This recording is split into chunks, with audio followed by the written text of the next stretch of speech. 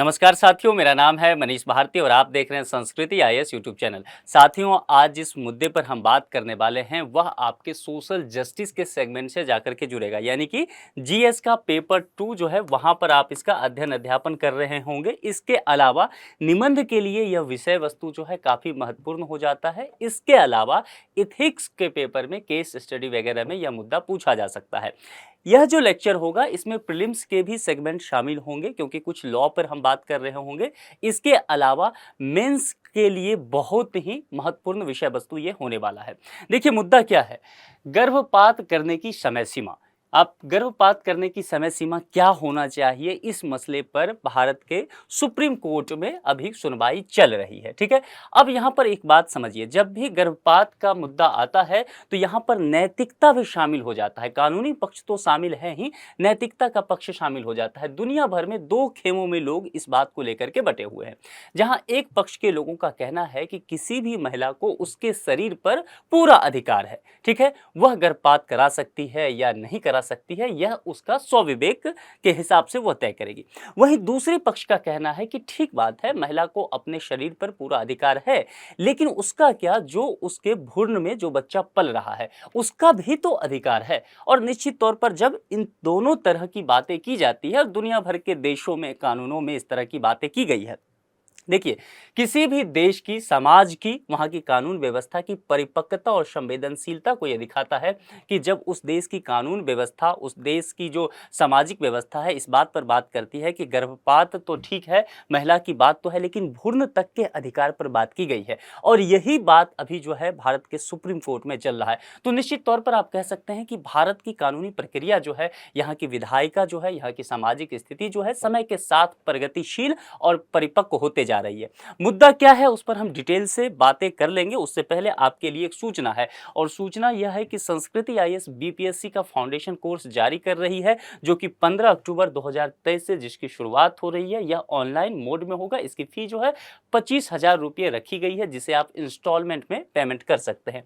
इस कोर्स में कुछ विशेषताएं शामिल है, जैसे कि 500 से अधिक घंटों की कक्षाएं आपकी ली जाएगी। प्रतिदिन 2 कक्षा होगा, नियमित क्लास टेस्ट होगा।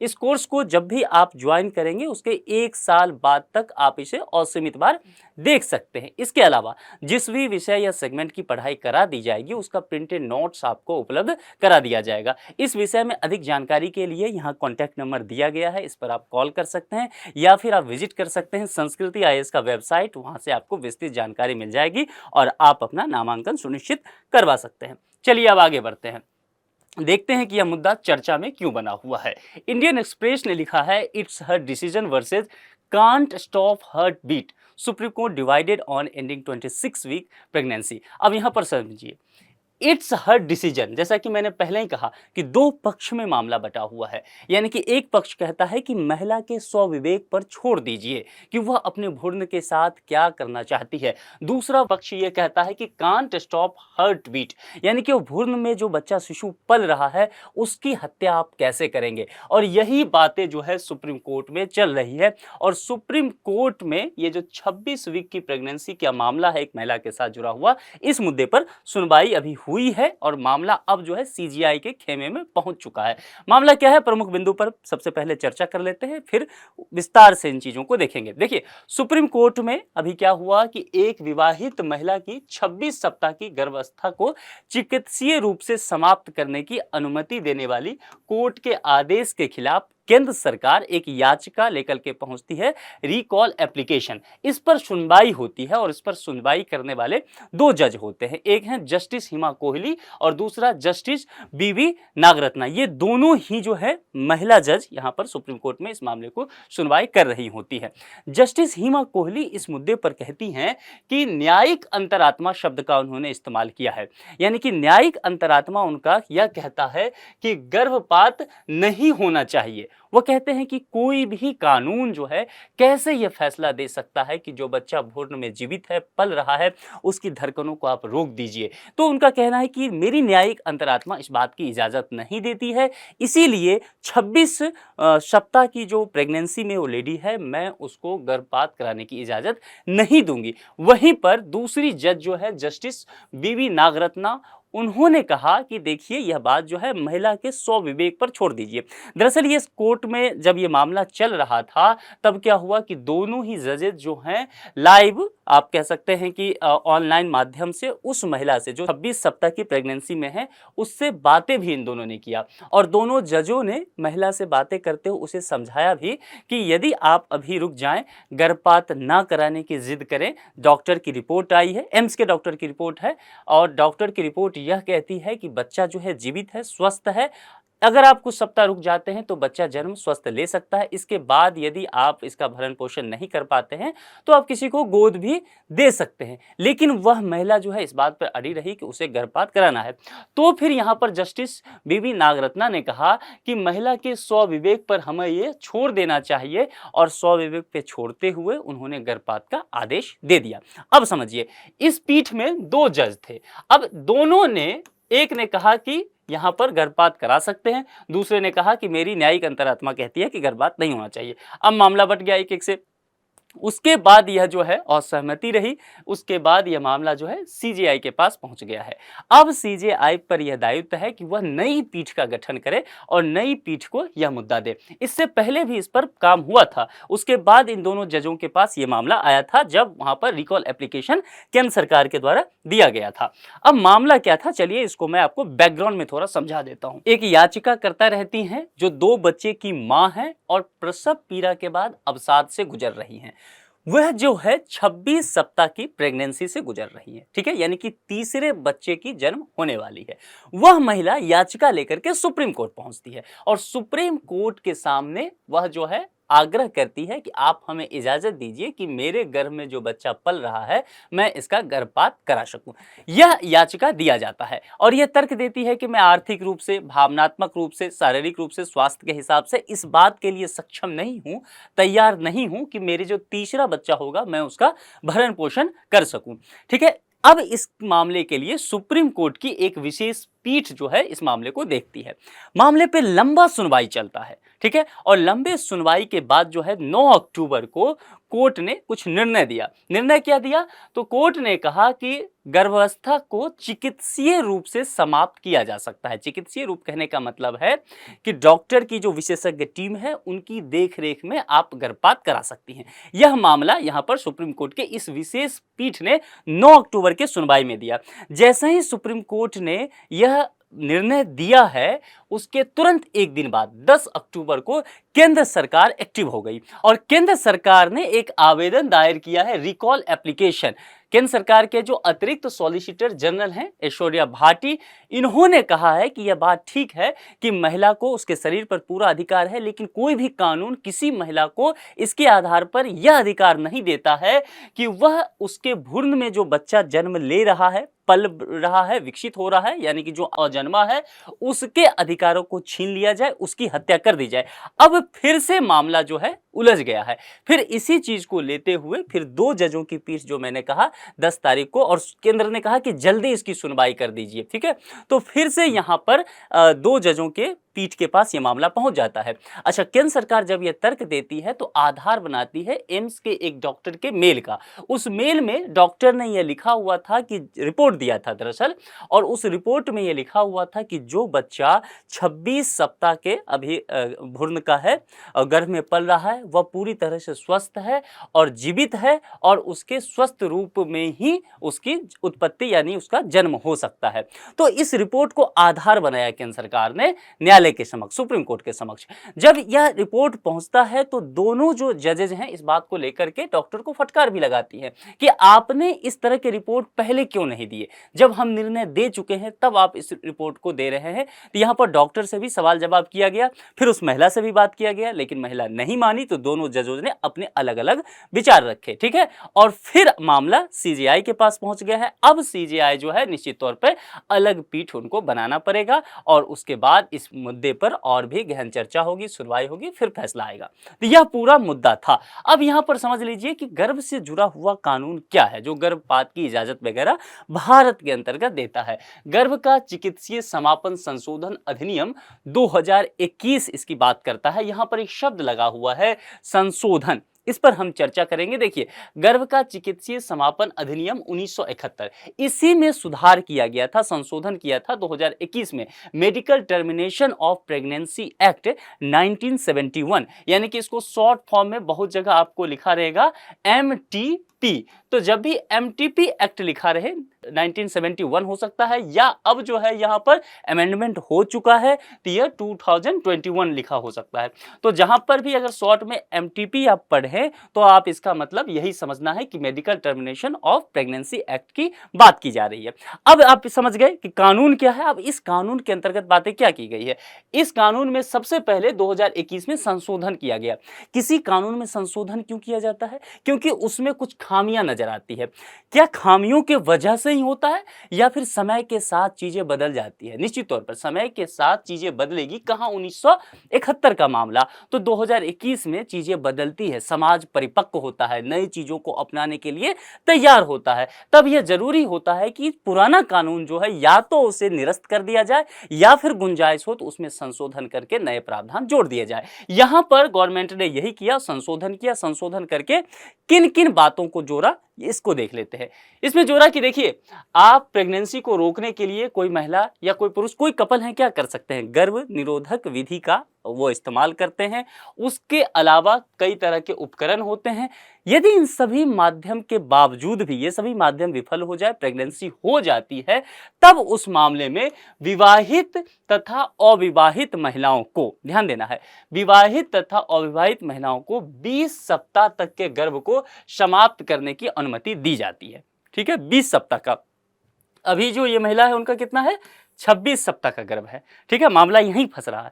तो 20 सप्ताह, और शब्द ध्यान देना है विवाहित और विवाहित, क्योंकि इस पर मैं आगे आपको चर्चा करूंगा, इसलिए बार बार यहां ध्यान दिला रहा हूं। ठीक है, तो 20 सप्ताह का गर्भ है तो समाप्त कर सकते हैं। 20 सप्ताह के गर्भ की समाप्ति यदि करते हैं तो फिर उसके लिए कुछ टर्म एंड कंडीशन है।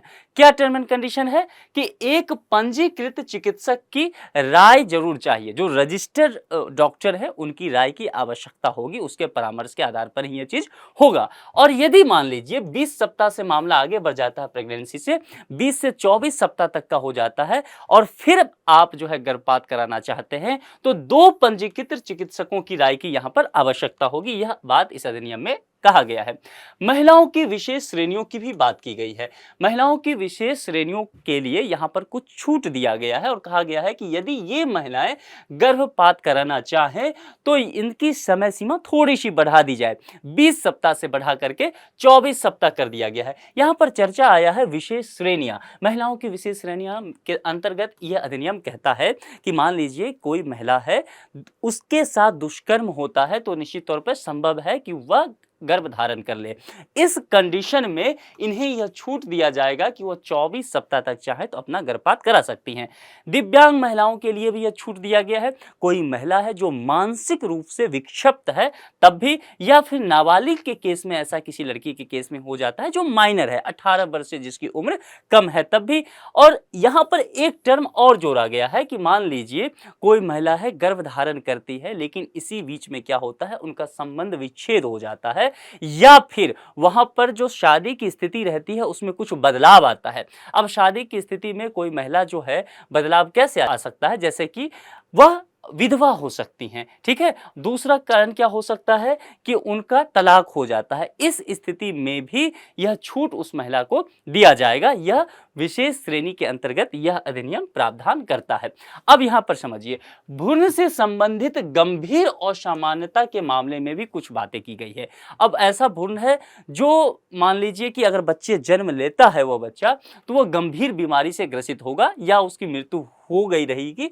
इस तरह का मेडिकल टीम राय लेकर के रिपोर्ट देती है। उस मामले में भी कुछ छूट दिया गया है और उसमें कहा गया है कि 24 सप्ताह के बाद के गर्भ की समाप्ति यदि होता है, मतलब 24 सप्ताह तक तो ठीक है विशेष श्रेणी तक, यदि उसके बाद भी भ्रूण से संबंधित गंभीर असामान्यता देखी जाती है, फिर यदि गर्भपात कराना चाहते हैं तो राज्य स्तरीय मेडिकल बोर्ड की राय आपको लेना पड़ेगा और गर्भ को समाप्त करने वाली महिला की पहचान जो है वह गुप्त रखा जाएगा। कानून के अधिकृत व्यक्ति जो है उनके समक्ष तो उजागर होगा।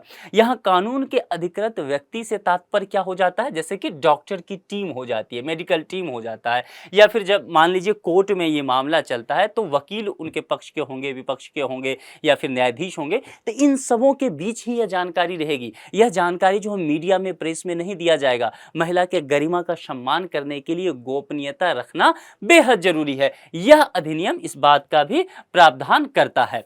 अब यहां पर मामला हम सुप्रीम कोर्ट के पास लेकर के चलते हैं कि क्या सुप्रीम कोर्ट ने इस बात को लेकर के पहले कुछ कहा है। तो देखिए, गर्भावस्था समाप्त करने पर सुप्रीम कोर्ट का इससे पहले क्या आदेश रहा है। सुप्रीम कोर्ट ने ये जो संशोधन हुआ था, गर्भ का चिकित्सीय समापन संशोधन अधिनियम 2021, उसमें कुछ खामी पाया।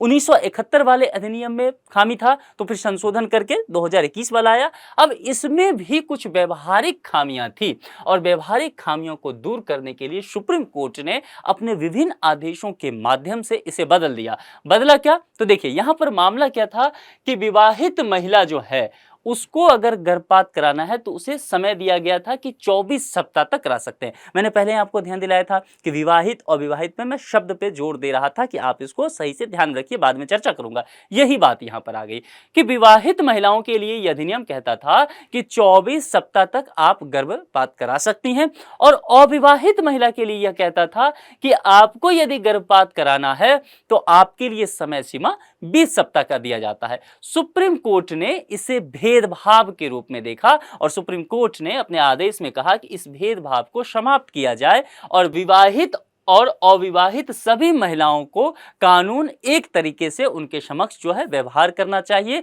और दोनों के लिए इसे 24 सप्ताह तक कर दिया गया। यानी कि दोनों, विवाहित महिला हो तब भी, अविवाहित महिला हो तब भी, यदि वह गर्भपात कराना चाहती हैं आज की तारीख में तो वह 24 सप्ताह तक उनके पास समय है, वह गर्भपात करा सकती हैं। यह उन्हें अधिकार दिया गया।